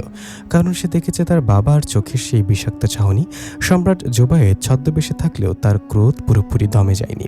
উৎসবের মাঝখানে হুটহাট করে কিছু অদ্ভুত ঘটনা ঘটতে শুরু করলো। রান্না বান্নার জন্য রাখা বড় বড় পাতিলগুলো হঠাৎ করেই মাঝ রাস্তায় একা একা নাচতে শুরু করলো। ভোজের অন্য বিশালাকার মাছগুলো পানির বালতি থেকে লাফ দিয়ে ডাঙায় উঠে মানুষের মতো শব্দ করে হাসতে লাগলো। গ্রামের এক চাংড়া ছেলে পালকির পেছনে উকি দিতে গিয়ে দেখলো পালকি বহনের লোকগুলোর পায়ের পাতা পেছনের দিকে ঘোরানো। সে চিৎকার করে পড়ে গিয়ে জ্ঞান হারালো। আলাউদ্দিন বুঝতে পারলো জিন সদস্যরা তাদের আসল রূপ বেশিক্ষণ ধরে রাখতে পারছে না। সে দ্রুত গিয়ে পরিস্থিতি সামাল দিয়ে এবং মন্ত্র পড়ে চারপাশটা আবার স্বাভাবিক করার চেষ্টা করলো। রাত যখন গভীর হলো, আলাউদ্দিন চুপি চুপি কথার কাছে গিয়ে দাঁড়ালো। কথা যখন তখন জানলা দিয়ে চাঁদের দিকে তাকিয়েছিল। আলাউদ্দিন বলল, কথা, তুমি কি ভয় পাচ্ছ? কাল আমাদের বিয়ে, অথচ আমার মনে হচ্ছে চারিদিকে এক অশান্ত ঝড় অপেক্ষা করছে। কথা মুচকে এসে বলল, আমার আব্বাজান সহজে হার মানার পাত্র নন আলাউদ্দিন। তিনি যেখানে আসতে রাজি হয়েছেন তার পেছনে নিশ্চয়ই কোনো ভয়ঙ্কর উদ্দেশ্য আছে। তুমি সতর্ক থেকো, কালকে রাতটা আমাদের জন্য যেমন মিলনের তেমনই হতে পারে চরম অগ্নি পরীক্ষার। আলাউদ্দিনের কথায় হাতটা শক্ত করে ধরল তার। সে জানি সে এক মায়ার রাজ্যে পা দিয়েছে, যেখান থেকে ফেরা একেবারে অসম্ভব। কিন্তু কালকে সেই পবিত্র রাতের অপেক্ষায় সে আজ তার সব বিদ্যা আর সাহসকে একত্র করতে লাগলো। বিয়ের সানাই বাজছে বৌদ্ধগ্রামে, তবে সে সানাই সুর যেন সাধারণ মানুষের তৈরি নয়, বাতাসের সাথে মিলে এক অলৌকিক শব্দ তৈরি করছে। শাহজাদি কথাকে সাজানোর জন্য গ্রামের মহিলারা যখন ঘরে ঢুকলো, তখন তাদের চোখ কপালে ওঠার দশা। তারা দেখলো ঘরের ভেতর শাহজাদি কথার পাশে ঠিক তার মতোই অপূর্ব সুন্দরী আরও 10 থেকে 15 জন মেয়ে বসে আছে। তাদের রূপ যেন চোখের পলকে বদলে যাচ্ছে। গ্রামের মহিলারা অবাক হয়ে তাকিয়ে থাকলো। কথার এক চাচাতো বোন খিলখিল করে হেসে বলল, ভয় পেও না গো আমার শাহজাদি বোন, তোমার তো তোমাদের ভাবিকে সাজাতে এসেছো, এসো ভেতরে এসো। নীলিমা নামের গ্রামের সে চটপটে মেয়ে একরাশ কৌতূহল নিয়ে কথার গয়নার বাক্সটার দিকে তাকালো, আর তাকাতেই তার নিঃশ্বাস বন্ধ হয়ে আসার উপক্রম হলো। সারা ঘর যেন স্বর্ণ আর হীরা জহরত তলোয়ারের মতো ঝিলিক দিচ্ছে। কথাকে যখন সাজানো হলো, তখন তার সারা শরীর স্বর্ণের ভারী গয়নায় ঢাকা। তার গায়ের সে অলৌকিক নূর আর স্বর্ণের চুদ্দুত্তি মিলে পুরো ঘরটাকে যেন একটা সোনার খনি বানিয়ে ফেলেছে। গয়না দেখে নীলিমার মনে কুৎসিত এক লোভ দানা বাঁধল। সে ভাবল, এত গয়নার ভিড়ে একজোড়া সোনার বালা সরিয়ে নিলে এই ধনী মেম সাহেব টেরও পাবে না। যেভাবে সেই কাজ সাজানোর ফাঁকে ভিড়ে সুযোগ নিয়ে নীলিমা খুব সাবধানে একজোড়া কারুকাজ করা মায়াবী বালা নিজের আঁচলে লুকিয়ে ফেলল। তারপর কোনো মতে ঘর থেকে বেরিয়ে দৌড়ে নিজের বাড়িতে চলে গেল। বাড়িতে গিয়ে নীলিমা নিজের ঘরের দরজা লাগিয়ে দিল। উত্তেজনায় তার বুক কাঁপছে। সে মনের আনন্দে বালা দুটো নিজের হাতে পড়ল, কিন্তু পড়ার সাথে সাথেই তার চারপাশে বাতাস যেন বরফ হয়ে গেল। হঠাৎ বালা দুটোর ভেতর থেকে এক বিকট অমানসিক চিৎকারের আওয়াজ ভেসে এলো। নীলিমা দেখল তার হাতের সেই সোনার বালা দুটো যেন জীবন্ত মানুষের মতো কথা বলছে। বালা দুটো নিজে থেকে হাত থেকে খুলে গিয়ে শূন্যে ভাসতে লাগলো এবং নীলিমাকে আক্রমণ শুরু করলো। প্রতিটি আঘাত যেন চাবুকের মতো তার শরীরে বসছিল। বালা দুটোর ভেতর থেকে গম্ভীর কণ্ঠে কথা বলা শুরু হলো। তোর কথা বলে স্পর্ধা, এক সাধারণ মানবী হয়ে তুই আমাদের শাহজাদি, আমাদের রানীর অঙ্গে থাকা বালা চুরি করার সাহস করছিস? আজ তোর কলিজা আমার উপরে নেব। যন্ত্রণায় নীলিমা জ্ঞান শূন্য হয়ে দৌড়াতে শুরু করলো। সে পাগলের মতো চিৎকার করতে করতে সে সরাসরি আলাউদ্দিনের বিয়ের আসরের উঠানে আছাড় খেয়ে পড়ল। তার সারা শরীরে কালচে দাগ, জামা কাপড় ছিন্ন ভিন্ন। নীলিমা ভয়ে চিৎকার করে বলতে লাগলো, বাঁচাও, আমাকে বাঁচাও। আলাউদ্দিন ভাই, তুমি কাকে বিয়ে করছো? এই মেয়ে কোনো সাধারণ মানুষ না, ও কোনো রাক্ষস বা ডাইনি পরী। এ দেখো, ওর গয়না আমাকে জ্যান্ত কামড়ে ধরেছে। পুরো মজমা মুহূর্তের জন্য থেমে গেল। সম্রাট জোবায়েদ দূর থেকে এক শয়তানি হাসি দিলেন। গ্রামের মানুষ ভয়ে কুঁকড়ে গেল। পরিস্থিতি নিয়ন্ত্রণের বাইরে চলে যাচ্ছে দেখে আলাউদ্দিন দ্রুত এগিয়ে গেল। সে বুঝতে পারল নীলিমার লোভই এই অনর্থ ঘটিয়েছে। আলাউদ্দিন দ্রুত তার হাতের এক ফোঁটা মন্ত্রপুত পানি বালা দুটোর উপর ছিটিয়ে দিতেই সেগুলো নিস্তেজ হয়ে মাটিতে পড়ে গেল। আলাউদ্দিন গম্ভীর গলায় সবার উদ্দেশ্যে বলল, চাচারা, আপনারা ভয় পাবেন না। নীলিমা আসলে বিয়ের এই যজ্ঞি ঝামেলার মাথায় চোট পেয়ে ভুলভাল বলছে। শহরের এই দামি গয়না এক বিশেষ ধরনের তড়িৎ বা ইলেকট্রিক ব্যবস্থা আছে চোর ধরার জন্য। সে বোধহয় সেটা জানতো না। পাগল হয়ে গেছে, ওকে ঘরে নিয়ে যাও। আলাউদ্দিনের বুদ্ধিতে পরিস্থিতি শান্ত হলো ঠিকই, কিন্তু মানুষের মনে সন্দেহের বীজ বনে গেল। তবে শেষে উপেক্ষা করে কাজী সাহেবকে ডাকা হলো। শাহজাদি কথা আর আলাউদ্দিনকে কবুল বলার মধ্যে দিয়ে সম্পন্ন হলো এক ঐতিহাসিক বিবাহ। কৈফাহের শাহজাদি আজ থেকে এক সাধারণ মানব কবিরাজের স্ত্রী। বিয়ের আনুষ্ঠানিকতা শেষ হলো। সম্রাট জোবায়েদ আর তার জিন সৈন্যরা বিদায় নিলেন, কিন্তু যাওয়ার আগে সম্রাট আলাউদ্দিনের কানে ফিসফিস করে বলে গেলেন, শুভ বাসর কবিরাজ, তবে মনে রাখিস, আগুনের সাথে বসবাস করা সহজ নয়। রাত যখন গভীর হয়ে গেল, আলাউদ্দিন পা রাখল তার ফুলে সাজানো বাসর ঘরে। খাটের কোণে বসে আছে তার প্রাণের প্রিয় কথা, যার ঘুমটার নিচে আজ শুধু এক পরী নয়, এক কবিরাজের স্ত্রী অপেক্ষা করছে। কিন্তু বাসর ঘরে জানলা দিয়ে বাইরে সেই বাঁশঝাড়ির দিকে তাকাতে আলাউদ্দিনের রক্তহীন হয়ে গেল। সে দেখল হাজার হাজার ছায়া যেন বাড়িটাকে ঘিরে রেখেছে। বাসর ঘরটা আজ বেলি আর রজনীগন্ধার সুবাসে মোমো করছে। ধবধবে সাদা বিছানায় লাল শাড়ি পরে ঘোমটা টেনে বসে আছে শাহজাদি কথা। আলাউদ্দিন ঘরে ঢুকে দরজাটা আটকে দিল। তার বুকটা আজ ধুকপুক করছে। সে কি আজ সত্যি এক পরীর স্বামী, যে পরীকে দেখার জন্য সে রাত দিন অস্থির থাকত? সে আজ তার একবারে নাগালের মধ্যে। আলাউদ্দিন ধীর পায়ে বিছানার কাছে গিয়ে বসলো। কাপা কাপা হাতে কথার ঘোমটাটা একটু তুলতেই দেখলো কথার লজ্জায় মুখ নিচু করে আছে। তার কপালে থাকা হীরের চিপটা হারিকেনের আলোয় আগুনের মতো জ্বলছে। আলাউদ্দিন যখনই কথাকে কিছু বলতে যাবে, ঠিক তখনই হঠাৎ ঘরের ভেতরকার সব আলো নিভে গেল। জানলাগুলো সজোরে আছাড় খেতে লাগলো। বাতাসে হাড়হিম করা এক পচা গন্ধ ভেসে এলো। খিলখিল করে এক অট্টহাসি বাসর ঘরের চার দেয়ালে কাঁপিয়ে দিল। আলাউদ্দিন চমকে উঠে দেখল ঘরের এক কোণে এক বিভৎস ছায়া দাঁড়িয়ে আছে। আর কেউ নয়, সেই নরখাদক পিশাচের বোন মোহিনী। সে মরেনি, তার প্রতিহিংসা তাকে আবার ফিরিয়ে এনেছে। মোহিনী গর্জে উঠল, আলাউদ্দিন, ভেবেছিল বাসর রাতে পরীর সাথে আনন্দ করবি। আজ তোকে আর তোর এই পরিবউকে আমি জ্যান্ত কবর দেব। আমার ভাইয়ের প্রতিশোধ আজ আমি নিয়েই ছাড়ব। মোহিনী তার লম্বা কালচে হাত বাড়িয়ে আলাউদ্দিনের গলা চেপে ধরতে চাইল, কিন্তু শাহজাদি কথা মুহূর্তের মধ্যে বিছানা থেকে উঠে দাঁড়ালো। তার চোখে আজ আর লজ্জা নেই, আছে এক ভয়ঙ্কর রানীর তেজ। কথা তার হাত নাড়তেই শূন্য থেকে এক মায়াবী তলোয়ার তার হাতে চলে এলো। কথা চিৎকার করে বলল, মোহিনী, তুই আমাদের পবিত্র বাসর অপবিত্র করতে এসেছিস। আজ তোর আত্মা পর্যন্ত আমি জ্বালিয়ে দেব। পুরো ঘরে শুরু হলো এক ভয়ানক যুদ্ধ। মোহিনী কালো ধোয়ার মতো এদিক ওদিক ছুটছে আর কথা তার তলোয়ার দিয়ে আলোর ঝিলিক তুলছে। ঘরে আসবাবপত্র ভাঙছে না ঠিকই, কিন্তু অলৌকিক শক্তির আঘাতে দেয়ালগুলো যেন কাঁপছিল। শেষমেশ কথা তার মন্ত্রপুত হাতের ছোঁয়ায় মোহিনীকে এক কোণে কোণঠাসা করে ফেলল এবং এক প্রচণ্ড মন্ত্রোচ্চারণ করল। মোহিনী এক বিকট আর্তনাদ করে ধোয়ার মতো মিলে গেল। তবে যাওয়ার আগে বলে গেল, আমি আবার আসবো আলাউদ্দিন, তোদের সুখ আমি ছাই করে দেব। যুদ্ধ শেষে চারপাশ শান্ত হলো। কথা ক্লান্ত হয়ে আলাউদ্দিনের বুকে মাথা রাখলো। সে রাতটা এভাবেই কাটলো এক মিশ্র অনুভূতির মধ্য দিয়ে। পরদিন সকালে বৌদ্ধগ্রামে এক নতুন সূর্য উঠল। গ্রামের মানুষ ভাবল, আজ তো নতুন মেম সাহেবের বউয়ের রান্না বান্নার কথা। কিন্তু কথা যা দেখতে শুরু করলো তা দেখে পাড়ার মহিলারা বিস্ময়ে পাথর হয়ে গেল। কথা রান্নাঘরে ঢুকতেই দেখা গেল এক অলৌকিক শক্তি দৃশ্য। সে উনুন আগুন না জ্বালিয়ে শুধু হাতটা উপরে ধরলো আর অমনি টকবক করে ভাতের হাঁড়ি ফুটতে শুরু করলো। সে কোনো সবজি কাটেনি, শুধু একটা ইশারা করতেই শাকসবজিগুলো নিচ থেকে কুচি কুচি হয়ে কড়াইয়ে গিয়ে পড়ল। মাত্র 10 মিনিটে পুরো পরিবারের জন্য রাজকীয় ভোজ তৈরি করে ফেলল সে। শুধু তাই নয়, উঠানের কোণে একটা মরা আম গাছ ছিল, যেটা অনেক বছর ধরে কোনো ফল দিচ্ছিল না। কথা কুয়া থেকে পানি তুলে সেই গাছের গোড়ায় ঢেলে দিতেই চোখের পলকে সেই মরা ডালে কচি পাতা গজালে এবং গাছটা বড় বড় পাকা আমে ভরে গেল।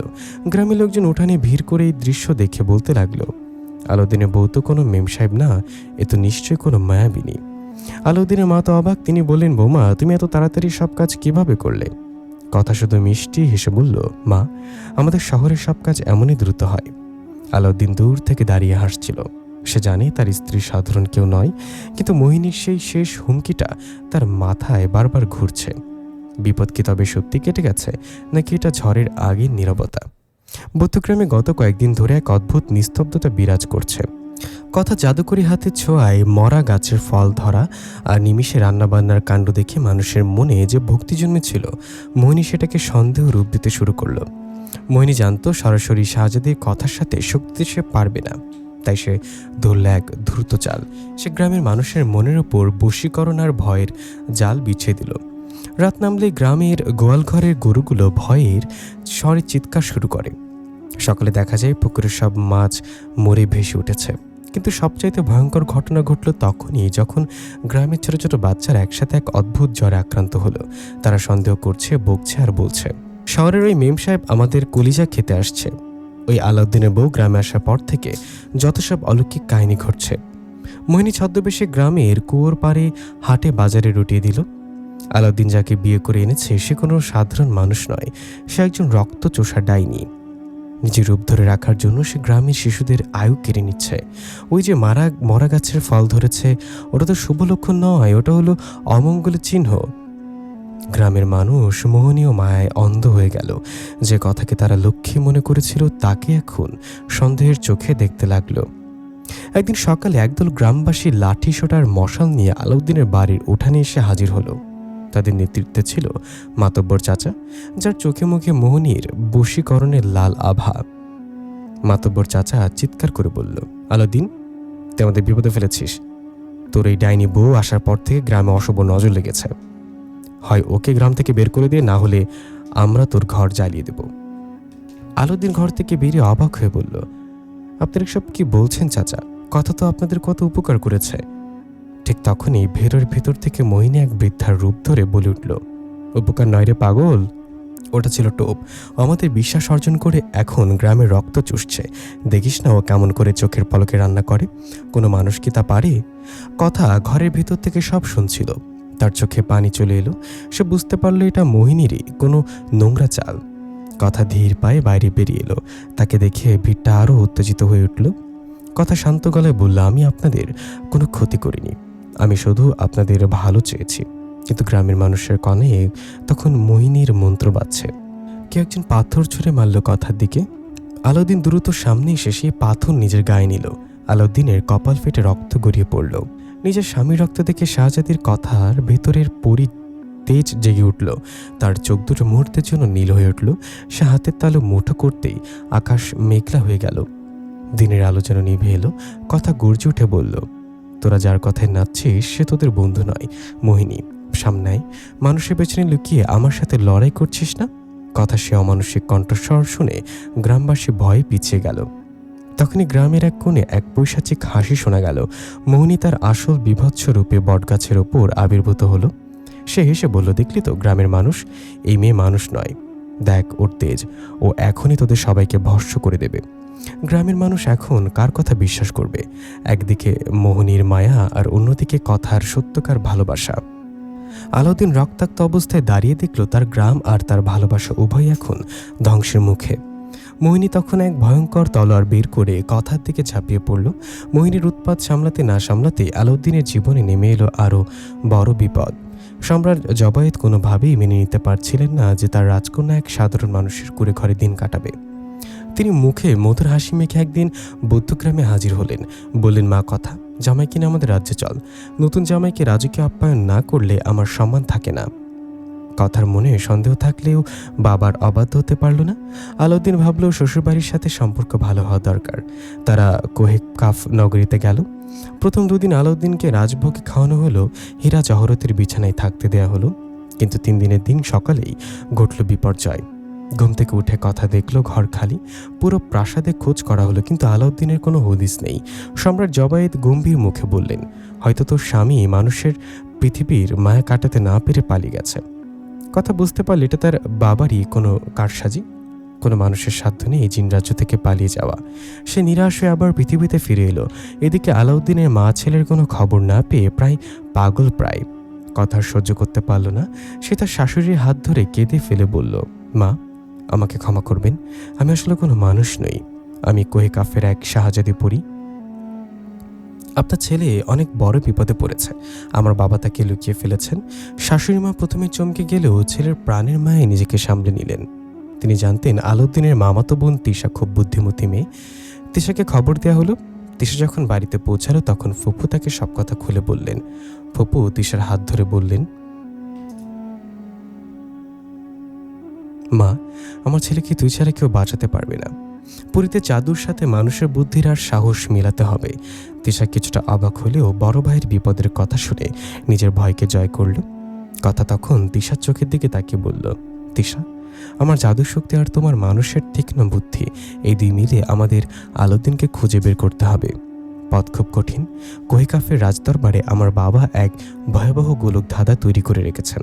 তুমি কি আমার সাথে সে অজানা রাজ্যে যাবে? তিশা দৃপ্ত কণ্ঠে বলল, বড় ভাইয়ের জন্য আমি আমার জীবন বাজি ধরতে রাজি আছি। আপনি তৈরি হন ভাবি, আমি আপনার সাথে যাব। কথা তার মায়াবী হাত তিশার কাঁধে রাখল।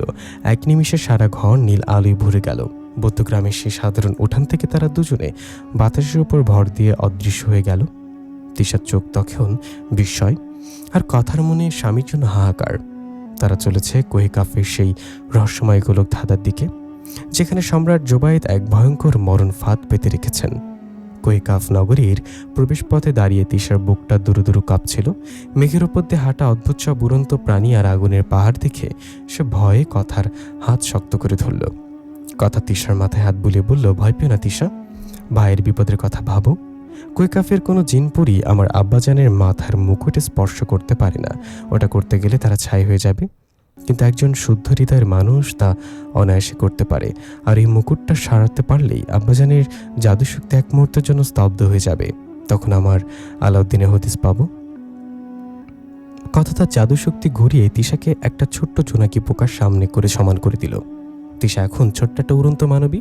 কথা তার রাজপ্রাসাদের সুড়ঙ্গ দিয়ে সম্রাটের শয়নকক্ষে পাঠিয়ে দিল। রাত তখন গভীর। সম্রাট জোবায়েদ ঘুমে মগ্ন। তখন তিশা অনেক সাবধানে সম্রাটের মাথার কাছে গেল। বিশাল সেই মুকুট হীরা জহরতে জ্বলজ্বল করছিল। তিশা বিসমিল্লা বলে মুকুটটিতে স্পর্শ করল। পুরো প্রাসাদে এক অদ্ভুত কম্পন শুরু হলো। তিশা তার সর্বোচ্চ শক্তিতে মুকুটটি ঠেলা খাট থেকে নিচে ফেলে দিল ঠেলে। মুকুটটি মাটিতে পড়তেই প্রাসাদের সব জাদুর আলো নিভে গেল। এক মুহূর্তের জন্য সম্রাট জোবায়েদের ক্ষমতা কমে গেল। এই সুযোগে কথা তার দিব্যচক্ষু দিয়ে দেখতে পেল আলাউদ্দিনকে প্রাসাদের নিচে 1000 ফুট গভীর অন্ধকারে কুঠুরিতে শিকল দিয়ে বাঁধা রাখা হয়েছে। কথার সাথে সাথে তিশাকে আবার স্বাভাবিক রূপে ফিরিয়ে এনে সেই অন্ধকার কুঠুরির দিকে ছুটল। কিন্তু সেখানে ছিল এক ভয়ঙ্কর বিপদ। মোহিনী আগে থেকেই সেখানে উৎপেতে ছিল। মোহিনী তার বিষাক্ত নিঃশ্বাস ছেড়ে কথাকে ঘিরে ফেলল। কথা একজন পরিরানী হয়েও মোহিনীর সেই কুফরি কালামের মায়াজালে আটকা পড়ে নিস্তেজ হয়ে যেতে লাগলো। কথা যন্ত্রণায় চিৎকার করে বলল, তিশা, আমি আমার শক্তি হারিয়ে ফেলেছি। মোহিনীর এই অন্ধকার জাদু আমাকে মেরে ফেলবে। তিশা দেখলো কথা আর নড়তে পারছে না, আর মোহিনী ডাইনি খিলখিল করে হাসছে। তিশা জানত অশুভ শক্তির বিনাশ করতে পারে একমাত্র আল্লাহর পবিত্র কালাম। সে চোখ বন্ধ করে অত্যন্ত মধুর কণ্ঠে সূরা ইখলাস আর আয়াতুল কুরসি তেলাওয়াত শুরু করলো। তিশার পবিত্র তেলাওয়াতের শব্দে পুরো অন্ধকার কুঠুরি কাঁপতে লাগলো। মোহিনী যন্ত্রণায় কানে হাত দিয়ে চিৎকার করা শুরু করলো, বন্ধ কর, এই সুর আমার শরীর পুড়িয়ে দিচ্ছে। তিশার তিলাওয়াতের তেজে মোহিনী ধোয়ার মতো মিলিয়ে গেল এবং কথার ওপর থেকে জাদুর বাঁধন কেটে গেল। কথা আবার শক্তি ফিরে পেয়ে তলোয়ারের দিকে আলাউদ্দিনের শিকলগুলো কেটে ফেলল।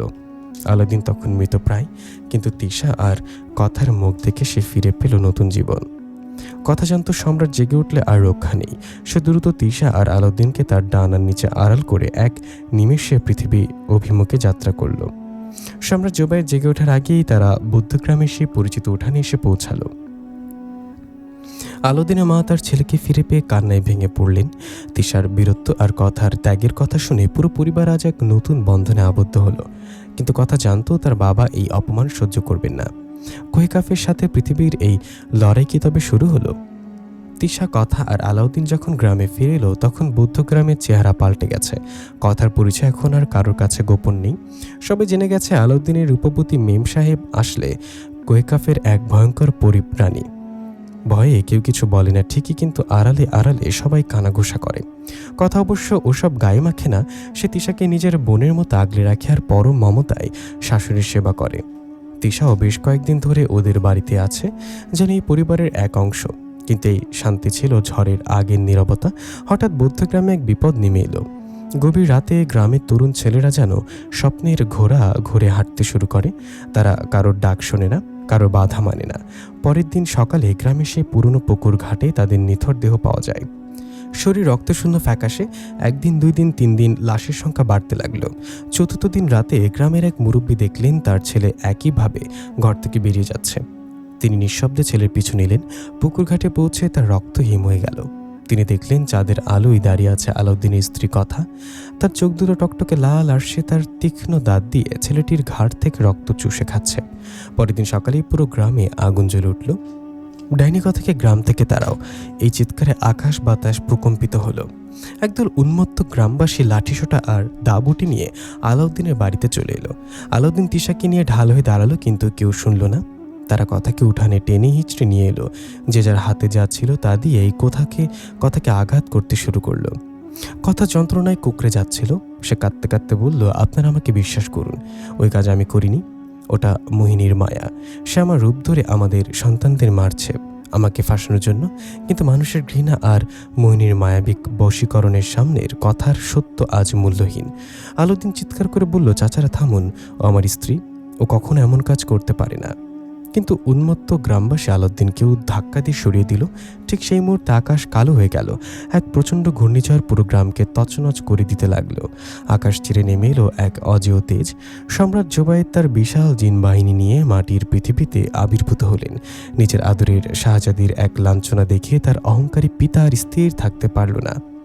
সম্রাট জোবায়েদ গগনবিদারী কণ্ঠে গর্জে উঠলেন, তোদের এত বড় স্পর্ধা! এক নগণ্য মানবী হয়ে তোরা কোহে কাফের শাহজাদের গায়ে হাত তুলিস? আজ এই বৌদ্ধগ্রামের একটা মানুষও বেঁচে থাকবে না। আমি তাদের সবাইকে ধুলোয় মিশিয়ে দেব। সম্রাট তার রাজদণ্ড উঁচিয়ে এক বিশাল আগুনের গোলক তৈরি করলেন গ্রামটাকে ধ্বংস করার জন্য। গ্রামের মানুষ ভয়ে দিকবেদিক জ্ঞানশূন্য হয়ে দৌড়াতে লাগলো। ঠিক তখন রক্তাভ আর বিধ্বস্ত অবস্থায় কথা হামাগুড়ি দিয়ে তার বাবার পায়ের কাছে গিয়ে হাতজোড় করে দাঁড়ালো। কথা ফুপিয়ে কেঁদে উঠে বলল, আব্বাজান থামুন, এই নিরপরাধ মানুষকে মারবেন না। ওরা মোহিনীর মায়া ভুল করেছে। আপনি যদি এদের মারেন তবে আলাউদ্দিনের সাথে আমাদের সম্পর্ক চিরদিনের জন্য শেষ হয়ে যাবে। দয়া করে এদের মাফ করে দিন।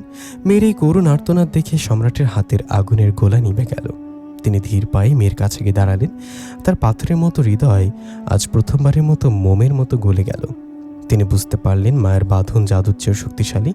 সম্রাট তার হাত বাড়িয়ে কথাকে জড়িয়ে ধরলেন, কিন্তু দূরে ঝোপের আড়ালে মোহিনী তখন দাঁত কিরমির করে হাসছে। সে জানে সম্রাট নেমে আসা মানে এই লড়াই এবার চূড়ান্ত পর্যায়ে। মোহিনী বিড়বিড় করে বলল, সম্রাটকে নামিয়েছি, এবার হবে আসল খেলা। সম্রাট জোবায়েদ যখন তার মেয়ে কথাকে জড়িয়ে ধরলেন তখন পুরো বৌদ্ধগ্রাম এক অলৌকিক নিস্তব্ধতায় ডুবে গেল। গ্রামের মানুষ থরথর করে কাঁপছিল, কিন্তু কথার মহানুভবতা দেখে তাদের মনের উপর থেকে মোহিনীর সেই কুটিল মায়াজাল ছিঁড়ে পড়ল। তারা বুঝতে পারল যে মেয়ের নিজের জীবন বাজি রেখে তাদের বাঁচানোর জন্য পিতার পায়ে লুটিয়ে পড়েছে। সে কোনো ডাইনি হতে পারে না। ঠিক সেই মুহূর্তে আকাশের রং পাল্টে খয়েরি হয়ে গেল। মোহিনী বুঝতে পারল তার শেষ সময় ঘনিয়ে আসছে। সে তার সমস্ত পৈশাচিক শক্তি একত্র করে এক বিশাল কালো ধোঁয়ার রূপ নিল। মোহিনীর অট্টহাসিতে আকাশ বাতাস প্রকম্পিত হতে লাগলো। জোবায়েদ, তুই তো সিংহাসন ছেড়ে মাটিতে নেমেছিস। আজ তোদের সবার রক্ত দিয়ে আমি আমার ভাইয়ের প্রতিশোধ নেব। মোহিনী এক বিষাক্ত আগুনের বৃষ্টি শুরু করলো। সম্রাট জোবায়েদ তার রাজদণ্ড দিয়ে এক বিশাল সুরক্ষা কবচ তৈরি করলেন গ্রামকে বাঁচানোর জন্য। কিন্তু মোহিনী তখন লক্ষ্য করল আলাউদ্দিনের বৃদ্ধা মাকে, যিনি উঠানের এক কোণে ভ্যাবাচাকা খেয়ে দাঁড়িয়েছিলেন। মোহিনী বিদ্যুৎ বেগে তার দিকে ধেয়ে গেল। আলাউদ্দিন চিৎকার করে উঠল, মা! কিন্তু আলাউদ্দিন পৌঁছানোর আগেই এক ঝলক লাল আলোর মতো শাহজাদি কথা মাঝখানে এসে দাঁড়ালো। মোহিনী সেই বিষাক্ত নখ কথার বুকের ভেতরে গেঁথে গেল। কথা যন্ত্রণায় এক বিকট চিৎকার দিয়ে উঠল, কিন্তু হার মানল না সে। কথার শরীরের ভেতর থেকে এক পবিত্র শ্বেত ভদ্র শুভ্র আলো ঠিকরে বেরোতে লাগলো। সে আলো মোহিনীকে জ্বালিয়ে ছাই করে দিতে লাগলো। মোহিনী যন্ত্রণায় ছটফট করতে করতে শেষমেশ বাতাসে মিলিয়ে গেল। বৌদ্ধগ্রাম থেকে চিরতরে মুছে গেল এক অশুভ ছায়া। কিন্তু কথার শরীর তখন ঝিমিয়ে পড়ছে। তার গায়ের সেই অলৌকিক জ্যোতি যেন ফিকে হয়ে আসছে। আলাউদ্দিন দৌড়ে গিয়ে কথাকে কোলে তুলে নিল। তিশা আর আলাউদ্দিনের মা কান্নায় ভেঙে পড়লেন। সম্রাট জোবায়েদ পাশে এসে দাঁড়ালেন, তার চোখে আজ জল। কথা ম্লান হেসে আলাউদ্দিনের দিকে তাকিয়ে বলল, আলাউদ্দিন, আমি বলেছিলাম না আগুনের সাথে প্রেম করা কঠিন। আজ আমার পরীর জীবন শেষ হয়ে যাচ্ছে। মোহিনীর বিষ আমার পরীর আত্মাকে শেষ করে দিয়েছে। আলাউদ্দিন ডুকরে কেঁদে উঠে বলল, না কথা, তুমি আমাকে ছেড়ে যেতে পারো না? আমি কোনো কবিরাজি দিয়ে তোমাকে ফেরাতে পারছি না কেন? সম্রাট জোবায়েদ ধীর গলায় বললেন, মানব কবিরাজি এখানে কাজ করবে না আলাউদ্দিন। তবে শাহজাদি এই ত্যাগের পর সে আর পরি থাকতে পারবে না। সে যদি বাঁচতে চায় তবে তাকে তার সব জাদুশক্তি ত্যাগ করে একজন সাধারণ মানুষ হয়ে এই পৃথিবীতে থাকতে হবে। আর কোনোদিন সে আকাশ উঠতে পারবে না, কোনোদিন কোহে কাফে ফিরতে পারবে না। সে কি তা পারবে? কথা আলাউদ্দিনের চোখের দিকে তাকিয়ে দুর্বল হতে তার গল ছুঁয়ে বলল, আমি রাজপ্রাসাদ চাই না আব্বাজান, আমি আকাশও চাই না। আমি শুধু এই মিঠো পথে ধুলো আর আলাউদ্দিনের ভালোবাসা চাই। আমি সাধারণ মানুষ হয়ে মরতে চাই। সম্রাট জোবায়েদ তার দণ্ড দিয়ে কথার কপালে শেষবারের মতো ছোঁয়া দিলেন। এক তীব্র আলোর ঝলকানির পর কথা গভীর ঘুমে আচ্ছন্ন হয়ে গেল। যখন সে চোখ খুলল তখন তার মাথায় সেই হীরার মুকুট নেই, গায়ের সে অতি প্রকৃত আলোটা নেই। সে এখন এক রক্ত মাংসের সাধারণ মানবী। সম্রাট জোবায়েদ তার মেয়ে আর জামাতার দিকে তাকিয়ে এক মায়াবী হাসি দিল। তার বিশাল বাহিনী নিয়ে আকাশে মিলে গেলেন। বৌদ্ধগ্রাম আবার আগের মতো শান্ত হয়ে গেল। কয়েক বছর পর বৌদ্ধগ্রামে সে পুরনো পুকুর ঘাটে একটা ছোট ছেলে দৌড়াদৌড়ি করছে। তার নাম রাখা হয়েছে রাজ। তিশা এখন গ্রামের এক নামকরা দায়ী এবং কবিরাজ। সে মানুষের সেবা করে আর আলাউদ্দিনের ঘরে বসে কথা তখন মাটির চুলে রান্না করছে। তার হাতে এখন আর জাদুর ছোঁয়া নেই, কিন্তু তার রান্নায় আছে এক অতুলনীয় স্বাদ। গ্রামের মানুষ এখন আর কথাকে ভয় পায় না, বরং তাকে পরিবউ বলে পরম শ্রদ্ধায় ডাকে। আলাউদ্দিন আর কথার সেই অমর প্রেম আজও বৌদ্ধগ্রামের বাতাসে বাতাসে ঘুরে বেড়ায়, এক রহস্যময় পৃথিবী থেকে আসা এক পরীর মানুষের সাথে ঘর বাঁধার অমর এক কাহিনী হয়ে। বন্ধুরা, আমরা এই গল্পে বুঝতে পারলাম পবিত্র ভালোবাসার জন্য মানুষ তার অমরত্ব ত্যাগ করতে পারে। অমরত্ব নিয়ে নিঃসঙ্গভাবে ভালোবাসা ছাড়া হাজার বছর বাঁচার চেয়ে নিজের শখের মানুষটাকে নিয়ে অল্প কিছুদিন পৃথিবীর বুকে বেঁচে থাকাটাই হচ্ছে সার্থক জীবন। মোহিনীর মতো শত্রু আমাদের চারপাশে থাকবেই, তার জন্য কেউ হতাশ হবেন না। কথার আলাউদ্দিনের মতো পবিত্র ভালোবাসার হৃদয় থাকলে কোনো মোহিনী তা নষ্ট করতে পারবে না। আর যদি থাকে তিশার মতো ভালো একজন বন্ধু, তাহলে তার কথাই নেই। কথা আলাউদ্দিন যেন সুখে থাকে সেই দোয়া করবেন। বন্ধুরা, গল্পটি কেমন হয়েছে সবাই কমেন্ট করে জানাবেন। এতক্ষণ সাথে থাকার জন্য ধন্যবাদ সবাইকে। আর যারা যারা এখন আমাদের চ্যানেলটি সাবস্ক্রাইব করেনি তারা প্লিজ সাবস্ক্রাইব করে দিয়ে পাশে থাকা বেল আইকনটি প্রেস করে দিবেন, যাতে করে আমরা নতুন নতুন গল্প আপলোড করলে আপনারা যেন সবার আগে নোটিফিকেশনের মাধ্যমে পেয়ে যান। নতুন কোনো পবিত্র ভালোবাসা বা রোমাঞ্চকর গল্প নিয়ে খুব দ্রুতই আপনাদের সামনে আবার হাজির হবে ইনশাল্লাহ। সেই সাথে সবাই ভালো থাকবেন, সুস্থ থাকবেন। আল্লাহ হাফেজ।